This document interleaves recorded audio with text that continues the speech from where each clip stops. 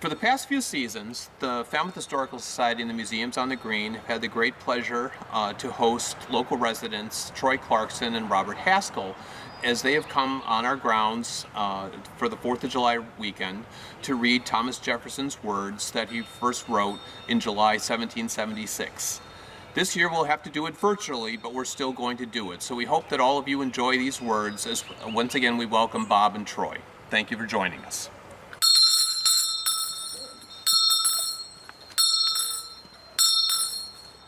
Huzzah! Huzzah!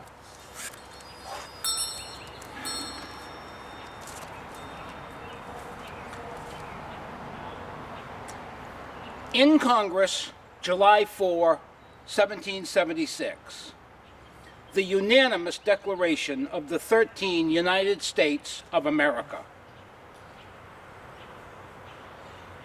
When in the course of human events, it becomes necessary for one people to dissolve the political bands which have connected them with another, and to assume among the powers of the earth the separate and equal station to which the laws of nature and of nature's God entitle them, a decent respect to the opinions of mankind requires that they should declare the causes which impel them to the separation.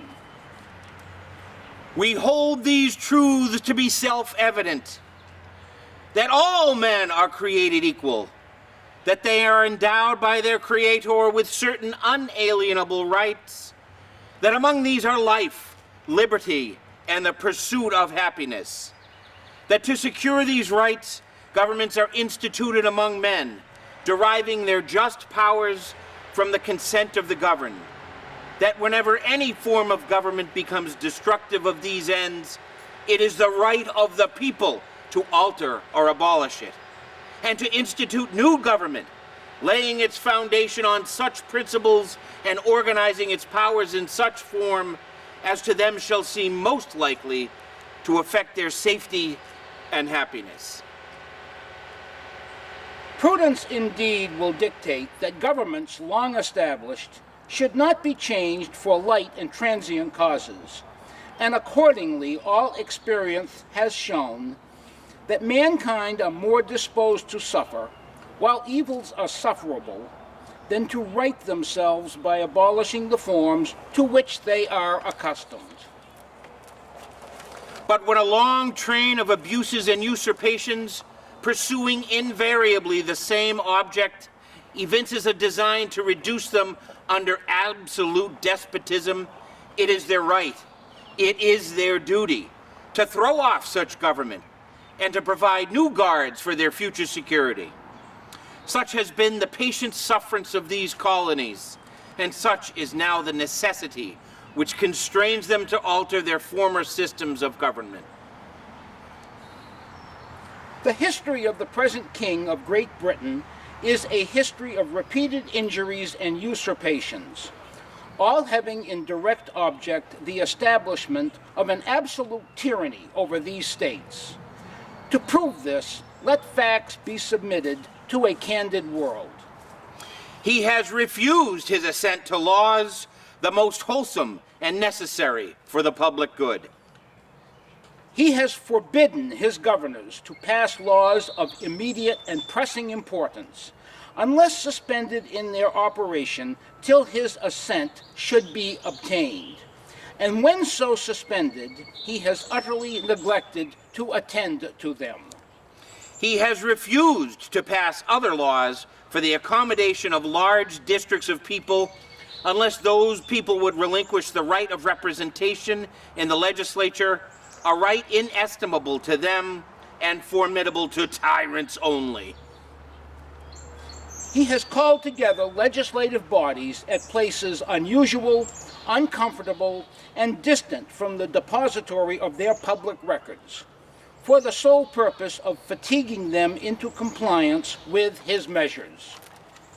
He has dissolved representative houses repeatedly for opposing with manly firmness his invasions on the rights of the people.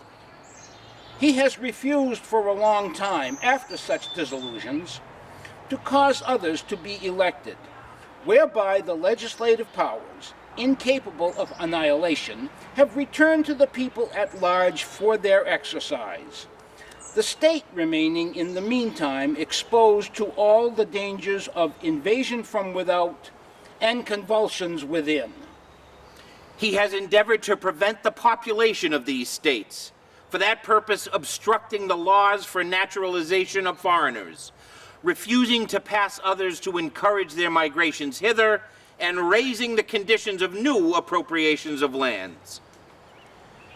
He has obstructed the administration of justice by refusing his assent to laws for establishing judiciary powers. He has made judges dependent on his will alone for their tenure of their offices and the amount and payment of their salaries. He has erected a multitude of new offices and sent hither swarms of officers to harass our people and eat out their substance. He has kept among us in times of peace standing armies without the consent of our legislatures. He has affected to render the military independent of and superior to the civil power. He has combined with others to subject us to a jurisdiction foreign to our Constitution and unacknowledged by our laws, giving his assent to their acts of pretended legislation. For quartering large bodies of armed troops among us. For protecting them by a mock trial for punishment of any murders which they should commit on the inhabitants of these states. For cutting off our trade with all parts of the world. For imposing taxes on us without our consent. For depriving us in many cases of the benefits of trial by jury. For transporting us beyond seas to be tried for pretended offenses. For abolishing the free system of English laws in a neighboring province, establishing therein an arbitrary government, and enlarging its boundaries so as to render it at once an example and fit instrument for introducing the same absolute rule into these colonies. For taking away our charters, abolishing our most valuable laws, and altering fundamentally the forms of our governments. For suspending our own legislatures and declaring themselves invested with power to legislate for us in all cases whatsoever. He has abdicated government here by declaring us out of his protection and waging war against us. He has plundered our seas, ravaged our coasts, burnt our towns, and destroyed the lives of our people. He is, at this time, transporting large armies of foreign mercenaries to complete the works of death, desolation, and tyranny, already begun with circumstances of cruelty and perfidy scarcely paralleled in the most barbarous ages, and totally unworthy the head of a civilized nation.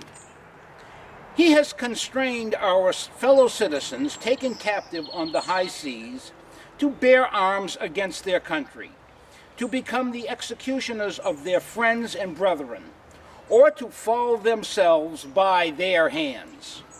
He has excited domestic insurrections among us, and has endeavored to bring on the inhabitants of our frontiers, the merciless Indian savages, whose known rule of warfare is an undistinguished destruction of all ages, sexes, and conditions. In every stage of these oppressions, we have petitioned for redress in the most humble terms. Our repeated petitions have been answered only by repeated injury. A prince whose character is thus marked by every act which may define a tyrant is unfit to be the ruler of a free people. Nor have we been wanting in attentions to our British brethren. We have warned them from time to time of attempts by their legislature to extend an unwarrantable jurisdiction over us. We have reminded them of the circumstances of our emigration and settlement here. We have appealed to their native justice and magnanimity, and we have conjured them by the ties of our common kindred to disavow these usurpations, which would inevitably interrupt our connections and correspondence. They too have been deaf to the voice of justice and of consanguinity. We must therefore acquiesce in the necessity which denounces our separation, and hold them as we hold the rest of mankind, enemies in war, in peace, friends. We, therefore, the representatives of the United States of America, in General Congress assembled, appealing to the Supreme Judge of the world for the rectitude of our intentions, do, in the name and by authority of the good people of these colonies, solemnly publish and declare that these united colonies are, and of right ought to be, free and independent states. Huzzah! Huzzah! That they are absolved from all allegiance to the British Crown, that all political connection between them and the state of Great Britain is and ought to be totally dissolved, and that as free and independent states, they have full power to levy war, conclude peace, contract alliances, establish commerce, and to do all other acts and things which independent states may of right do. And for the support of this declaration, with a firm reliance on the protection of divine providence, we mutually pledge to each other our lives, our fortunes, and our sacred honor. Huzzah!